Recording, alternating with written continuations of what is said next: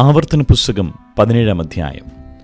വല്ല ഊനമോ വിരൂപതയോ ഉള്ള കാളയെ എങ്കിലും ആടിനെയെങ്കിലും നിന്റെ ദൈവമായ യഹോവയ്ക്ക് യാഗം കഴിക്കരുത്. അത് നിന്റെ ദൈവമായ യഹോവയ്ക്ക് വെറുപ്പാകുന്നു. നിന്റെ ദൈവമായ യഹോവ നിനക്ക് തരുന്ന ഏതൊരു പട്ടണത്തിനെങ്കിലും നിന്റെ ദൈവമായ യഹോവയ്ക്ക് അനിഷ്ടമായുള്ളത് ചെയ്ത് അവൻ്റെ നിയമം ലംഘിക്കുകയും ഞാൻ കൽപ്പിച്ചിട്ടില്ലാത്ത അന്യദൈവങ്ങളെയോ സൂര്യചന്ദ്രന്മാരെയോ ആകാശത്തിലെ ശേഷം സൈന്യത്തെയോ ചെന്ന് സേവിച്ച് നമസ്കരിക്കുകയും ചെയ്ത പുരുഷനാകട്ടെ സ്ത്രീയാകട്ടെ നിങ്ങളുടെ ഇടയിൽ കണ്ടുപിടിക്കുകയും അതിനെക്കുറിച്ച് നിനക്ക് അറിവ് കിട്ടുകയും ചെയ്താൽ നീ നല്ലവണ്ണം ശോധന കഴിച്ച് അങ്ങനെയുള്ള മ്ലേച്ഛത ഇസ്രായേലിൽ നടന്നു എന്നുള്ളത് വാസ്തവവും കാര്യം യഥാർത്ഥവുമെന്ന് കണ്ടാൽ ആ ദുഷ്ടകാര്യം ചെയ്ത പുരുഷനെയോ സ്ത്രീയോ പട്ടണവാതിലിന് പുറത്തു കൊണ്ടുപോയി കല്ലെറിഞ്ഞു കൊല്ലണം. മരണയോഗ്യനായവനെ കൊല്ലുന്നത് 2-3 സാക്ഷികളുടെ വാമൊഴിമേൽ ആയിരിക്കണം.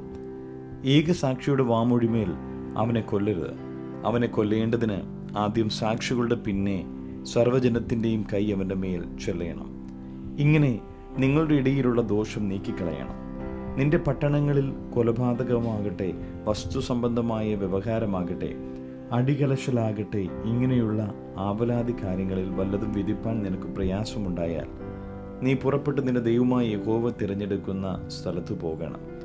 ലേവ്യരായ പുരോഹിതന്മാരുടെ അടുക്കലും അന്നുള്ള ന്യായാധിപന്റെ അടുക്കലും ചെന്ന് ചോദിക്കണം. അവർ നിനക്ക് വിധി പറഞ്ഞു തരും. യഹോവ തിരഞ്ഞെടുക്കുന്ന സ്ഥലത്തു നിന്ന് അവർ പറഞ്ഞു തരുന്ന വിധി പോലെ നീ ചെയ്യണം. അവർ ഉപദേശിച്ചു തരുന്നത് പോലെയൊക്കെയും ചെയ്യുവാൻ ജാഗ്രതയായിരിക്കണം. അവർ ഉപദേശിച്ചു തരുന്ന പ്രമാണത്തിനും പറഞ്ഞു തരുന്ന വിധിക്കും അനുസരണയായി നീ ചെയ്യണം. അവർ പറഞ്ഞു തരുന്ന വിധി വിട്ട് നീ ഇടത്തോട്ടോ വലത്തോട്ടോ മാറരുത്. നിന്റെ ദൈവമായ യഹോവയ്ക്ക് അവിടെ ശുശ്രൂഷ ചെയ്ത് നിൽക്കുന്ന പുരോഹിതൻ്റെയോ ന്യായാധിപൻ്റെയോ വാക്കു കേൾക്കാതെ ആരെങ്കിലും അഹങ്കാരം കാണിച്ചാൽ അവൻ മരിക്കണം. ഇങ്ങനെ ഇസ്രായേലിൽ നിന്ന് ദോഷം നീക്കിക്കളയണം. ഇനി അഹങ്കാരം കാണിക്കാതിരിക്കേണ്ടതിന് ജനമെല്ലാം കേട്ട് ഭയപ്പെടണം. നിന്റെ ദൈവമായ യഹോവ നിനക്ക് തരുന്ന ദേശത്ത് നീ ചെന്ന് അതിനെ കൈവശമാക്കി അവിടെ കുടി പാർത്ത ശേഷം എൻ്റെ ചുറ്റുമുള്ള സകല ജാതികളെയും പോലെ ഞാനൊരു രാജാവിനെ എൻ്റെ മേലാക്കുമെന്ന് പറയുമ്പോൾ നിന്റെ ദൈവമായ യഹോവ തിരഞ്ഞെടുക്കുന്ന രാജാവിനെ നിന്റെ മേൽ ആക്കണം. നിന്റെ സഹോദരന്മാരുടെ ഇടയിൽ നിന്ന് ഒരുത്തിനെ നിന്റെ മേൽ രാജാവാക്കണം. നിന്റെ സഹോദരനല്ലാതെ അന്യജാതിക്കാരനെ നിന്റെ മേൽ ആക്കിക്കൂടാ. എന്നാൽ അവന് കുതിര അനവധി ഉണ്ടാകരുത്. അധികം കുതിര സമ്പാദിക്കേണ്ടതിന് ജനം മിസ്രയീമിലേക്ക് മടങ്ങിപ്പോകുവാൻ അവനിട വരുത്തരുത്. ഇനിമേൽ ആ വഴിക്കു തിരിയരുത് എന്ന് യഹോവ നിങ്ങളോട് കൽപ്പിച്ചിട്ടുണ്ടല്ലോ. അവൻ്റെ ഹൃദയം മറിഞ്ഞു പോകാതിരിപ്പാൻ അനേകം ഭാര്യമാരെ അവനെടുക്കരുത്. വെള്ളിയും പൊന്നും അധികമായി സമ്പാദിക്കുകയും അരുത്.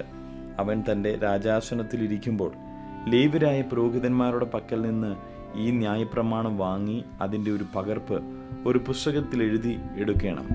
ഈ ന്യായപ്രമാണത്തിലെ സകല വചനങ്ങളും ചട്ടങ്ങളും അവൻ പ്രമാണിച്ചു നടന്ന് തൻ്റെ ദൈവമായ യഹോവയെ ഭയപ്പെടുവാൻ പഠിക്കേണ്ടതിന് അതവൻ്റെ കൈവശം ഇരിക്കുകയും അവൻ്റെ ഹൃദയം സഹോദരന്മാരുടെ മീതെ അഹങ്കരിച്ചുയരാതെയും അവൻ കൽപ്പന വിട്ട് ഇടത്തോട്ടോ വലത്തോട്ടോ തിരിയാതെയും ഇരിക്കേണ്ടതിന് അവനും അവൻ്റെ പുത്രന്മാരും ഇസ്രായേലിൻ്റെ ഇടയിൽ ദീർഘകാലം രാജ്യഭാരം ചെയ്യേണ്ടതിനുമായി അവൻ തൻ്റെ ആയുഷ്കാലമൊക്കെയും അത് വായിക്കുകയും വേണം. സങ്കീർത്തനങ്ങൾ 123. സ്വർഗത്തിൽ വസിക്കുന്നവനായുള്ളവേ, നിങ്ങളിലേക്ക് ഞാൻ എൻ്റെ കണ്ണ് ഉയർത്തുന്നു. ദാസന്മാരുടെ കണ്ണ് യജമാനൻ്റെ കയ്യിലേക്കും ദാസിയുടെ കണ്ണ് യജമാനത്തിയുടെ കയ്യിലേക്കും എന്ന പോലെ ഞങ്ങളുടെ കണ്ണ് ഞങ്ങളുടെ ദൈവമായ യഹോവയെങ്കിലേക്ക് അവൻ ഞങ്ങളോട് കൃപ ചെയ്യുവോളം നോക്കിക്കൊണ്ടിരിക്കുന്നു. യഹോവേ, ഞങ്ങളോട് കൃപ ചെയ്യണമേ, ഞങ്ങളോട് കൃപ ചെയ്യണമേ. ഞങ്ങൾ നിന്ന് സഹിച്ച് മടുത്തിരിക്കുന്നു. സുഖിയന്മാരുടെ പരിഹാസവും അഹങ്കാരികളുടെ നിന്ദയും സഹിച്ച് ഞങ്ങളുടെ മനം ഏറ്റവും മടുത്തിരിക്കുന്നു. അപ്പോസ്തല പ്രവൃത്തികൾ 16-ാം അധ്യായം. അവൻ ദെർബയിലും ലുസ്രയിലും ചെന്നു അവിടെ വിശ്വാസമുള്ളൊരു യഹൂദ സ്ത്രീയുടെ മകനായി തിമോഥിയോസ് എന്നു പേരുള്ളൊരു ശിഷ്യനുണ്ടായിരുന്നു. അവൻ്റെ അപ്പൻ യവനനായിരുന്നു. അവൻ ലുസ്രയിലും ഇക്കോനിയിലുമുള്ള സഹോദരന്മാരാൽ നല്ല സാക്ഷ്യം കൊണ്ടവനായിരുന്നു. അവൻ തന്നോടുകൂടെ പോരണം എന്ന് പൗലോസ് ഇച്ഛിച്ചു. അവൻ്റെ അപ്പൻ യവൻ എന്ന് അവിടങ്ങളിലുള്ള യഹൂദന്മാർ എല്ലാവരും അറിഞ്ഞിരുന്നതിനാൽ അവരെ വിചാരിച്ച് അവനെ പരിശോധന കഴിപ്പിച്ചു. അവർ പട്ടണം തോറും ചെന്നു. യെരുശലേമിലെ അപ്പോസ്തലന്മാരും മൂപ്പന്മാരും വിധിച്ച നിർണയങ്ങൾ പ്രമാണിക്കേണ്ടതിന് അവർക്ക് ഏൽപ്പിച്ചു കൊടുത്തു. അങ്ങനെ സഭകൾ വിശ്വാസത്തിൽ ഉറക്കുകയും എണ്ണത്തിൽ ദിവസേന പെരുകുകയും ചെയ്തു. അവർ ആസിയയിൽ വചനം പ്രസംഗിക്കരുതെന്ന് പരിശുദ്ധാത്മാവ് വിലക്കുകയാൽ ഫ്രുഗിയിലും ഗലാത്യ പ്രദേശങ്ങളിൽ കൂടി സഞ്ചരിച്ചു. മ്യൂസിയിൽ എത്തി ബിഥുന്യയ്ക്ക് പോകുവാൻ ശ്രമിച്ചു. യേശുവിൻ്റെ ആത്മാവ് അവരെ സമ്മതിച്ചില്ല. അവർ മുസിയ കടന്ന് ത്രോവാസിലെത്തി. അവിടെ വെച്ച് പൗലോസ് രാത്രിയിൽ മക്കദോന്യക്കാരനായ ഒരു പുരുഷൻ അരികെ നിന്ന്, നീ മക്കദോന്യയിലേക്ക് കടന്നു വന്ന് ഞങ്ങളെ സഹായിക്കുക എന്ന് തന്നോട് അപേക്ഷിക്കുന്നതായി ഒരു ദർശനം കണ്ടു. ഈ ദർശനം കണ്ടിട്ട് അവരോട് സുവിശേഷം അറിയിപ്പാൻ ദൈവം ഞങ്ങളെ വിളിച്ചിരിക്കുന്നുവെന്ന് നിശ്ചയിച്ചു. ഞങ്ങൾ ഉടനെ മക്കദോന്യയ്ക്ക് പുറപ്പെടുവാൻ ശ്രമിച്ചു. അങ്ങനെ ഞങ്ങൾ ത്രോവാസിൽ നിന്ന് കപ്പൽ നീക്കി നേരെ സമത്രോക്കയിലൊക്കെയും പിറ്റേന്നാൾ നവപുലിക്കും അവിടെ നിന്ന് ഫിലിപ്പിയിലേക്കും ചെന്നു. ഇത് മക്കദോന്യരുടെ ആ ഭാഗത്തെ ഒരു പ്രധാന പട്ടണവും റോമക്കാർ കുടിയേറി പാർത്തതും ആകുന്നു. ആ പട്ടണത്തിൽ ഞങ്ങൾ ചില ദിവസം പാർത്തു. ശബത്ത് നാളിൽ ഞങ്ങൾ ഗോപുരത്തിന് പുറത്തേക്ക് പോയി അവിടെ പ്രാർത്ഥനാ സ്ഥലം ഉണ്ടായിരിക്കുമെന്ന് ഞങ്ങൾ വിചാരിച്ച് പുഴവക്കത്ത് ഇരുന്നു. അവിടെ കൂടി വന്ന സ്ത്രീകളോട് സംസാരിച്ചു. തുകിതൈരക്കാര പട്ടണക്കാരത്തെയും രക്താംബരം വിൽക്കുന്നവളുമായ ലുദിയ എന്നു പേരുള്ള ദൈവഭക്തയായ സ്ത്രീ കേട്ടുകൊണ്ടിരുന്നു. പൗലോസ് സംസാരിച്ചു ശ്രദ്ധിക്കുന്നത് കർത്താവ് അവളുടെ ഹൃദയം തുറന്നു. അവളും കുടുംബവും സ്നാനമേറ്റു. ശേഷം, നിങ്ങൾ എന്നെ കർത്താവിൽ വിശ്വസ്ത എന്ന് എണ്ണിയിരിക്കുന്നെങ്കിൽ എൻ്റെ വീട്ടിൽ വന്ന് പാർപ്പിനെന്ന് അപേക്ഷിച്ചു. ഞങ്ങളെ നിർബന്ധിച്ചു. ഞങ്ങൾ പ്രാർത്ഥനാ സ്ഥലത്തേക്ക് ചെല്ലുമ്പോൾ വെളിച്ചപ്പാടത്തിയായി ലക്ഷണം പറഞ്ഞ് യജമാനന്മാർക്ക് വളരെ ലാഭം വരുത്തുന്ന ഒരു ബാല്യക്കാരത്തി ഞങ്ങളെ എതിരേറ്റു. അവൾ പൗലോസിൻ്റെയും ഞങ്ങളുടെയും പിന്നാലെ വന്നു. ഈ മനുഷ്യൻ അത്യുന്നതനായ ദൈവത്തിൻ്റെ ദാസന്മാർ, രക്ഷാമാർഗം നിങ്ങളോട് അറിയിക്കുന്നവർ എന്ന് വിളിച്ചു പറഞ്ഞു. എങ്ങനെ അവൾ പലനാൾ ചെയ്തു വന്നു. പൗലോസ് മുഷിഞ്ഞു തിരിഞ്ഞു നോക്കി അവളിലുള്ള ഭൂതത്തോട്, അവളെ വിട്ടുപോകുവാൻ ഞാൻ യേശുക്രിസ്തുവിൻ്റെ നാമത്തിൽ നിന്നോട് കൽപ്പിക്കുന്നു എന്ന് പറഞ്ഞു. ആ നാഴികയിൽ തന്നെ അത് അവളെ വിട്ടുപോയി. അവളുടെ യജമാനന്മാർ തങ്ങളുടെ ലാഭത്തിൻ്റെ ആശ പൊയ്പോയത് കണ്ടിട്ട് പൗലോസിനെയും ശീലാസിനെയും പിടിച്ചു ചന്തസ്ഥലത്ത് പ്രമാണികളുടെ അടുക്കലേക്ക് വലിച്ചു കൊണ്ടുപോയി അധിപതികളുടെ മുമ്പിൽ നിർത്തി. യഹൂദന്മാരായ ഈ മനുഷ്യർ നമ്മുടെ പട്ടണത്തെ കലക്കി റോമക്കാരായ നമുക്ക് അംഗീകരിപ്പാനും അനുസരിപ്പാനും ന്യായമല്ലാത്ത ആചാരങ്ങളെ പ്രസംഗിക്കുന്നു എന്ന് പറഞ്ഞു. പുരുഷാരവും അവരുടെ നേരെ ഇളകി.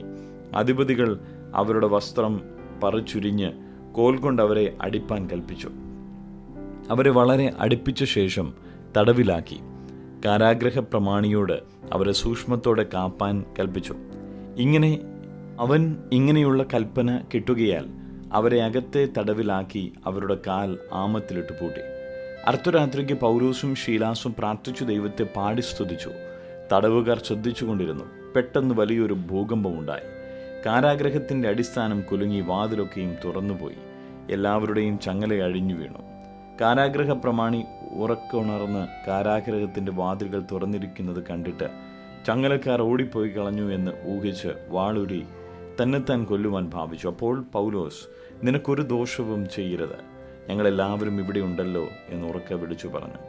അവൻ വെളിച്ചം ചോദിച്ചകത്തേക്ക് ചാടി വിറച്ചും കൊണ്ട് പൗലോസിൻ്റെയും ശിലാസിൻ്റെയും മുമ്പിൽ വീണു. അവരെ പുറത്തു കൊണ്ടുവന്ന്, യജമാനന്മാരെ, രക്ഷ പ്രാപിപ്പാൻ ഞാൻ എന്ത് ചെയ്യണം എന്ന് ചോദിച്ചു. കർത്താവായ യേശുവിൽ വിശ്വസിക്ക, എന്നാൽ നീയും നിന്റെ കുടുംബവും രക്ഷ പ്രാപിക്കും എന്നവർ പറഞ്ഞു. പിന്നെ അവർ കർത്താവിൻ്റെ വചനം അവൻ്റെ വീട്ടിലുള്ള എല്ലാവരോടും പ്രസംഗിച്ചു. അവൻ രാത്രിയിൽ ആ നാഴികയിൽ തന്നെ അവരെ കൂട്ടിക്കൊണ്ടുപോയി അവരുടെ മുറിവുകളെ കഴുകി താനും തനിക്കുള്ളവരെല്ലാവരും താമസിയാതെ സ്നാനമേറ്റു. പിന്നെ അവരെ വീട്ടിൽ കൈക്കൊണ്ട് അവർക്ക് ഭക്ഷണം കൊടുത്തു. ദൈവത്തിൽ വിശ്വസിച്ചതിനാൽ വീടടക്കം ആനന്ദിച്ചു. നേരം പുലർന്നപ്പോൾ അധിപതികൾ കോൽക്കാരെ അയച്ചു. ആ മനുഷ്യരെ വിട്ടയക്കണം എന്ന് പറയിച്ചു. കാരാഗ്രഹ പ്രമാണി ഈ വാക്ക് പൗലോസിനോട് അറിയിച്ചു. നിങ്ങളെ വിട്ടയപ്പാൻ അധിപതികൾ ആളയച്ചിരിക്കുന്നു, ആകിയാൽ സമാധാനത്തോടെ പോകുവിൻ എന്ന് പറഞ്ഞു. പൗലോസ് അവരോട്, റോമാ പൗരന്മാരായ ഞങ്ങളെ അവർ വിസ്താരം കൂടാതെ പരസ്യമായി അടുപ്പിച്ചു തടവിലാക്കിയല്ലോ. ഇപ്പോൾ രഹസ്യമായി ഞങ്ങളെ പുറത്താക്കുന്നുവോ? അങ്ങനെയല്ല, അവർ തന്നെ വന്ന് ഞങ്ങളെ പുറത്തു കൊണ്ടുപോകട്ടെ എന്ന് പറഞ്ഞു.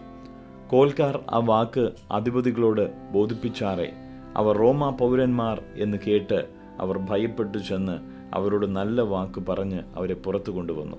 പട്ടണം വിട്ടു പോകണം എന്നപേക്ഷിച്ചു. അവർ തടവ് വിട്ട് ലുദിയായുടെ വീട്ടിൽ ചെന്ന് സഹോദരന്മാരെ കണ്ട് ആശ്വസിപ്പിച്ച ശേഷം പുറപ്പെട്ടു പോയി.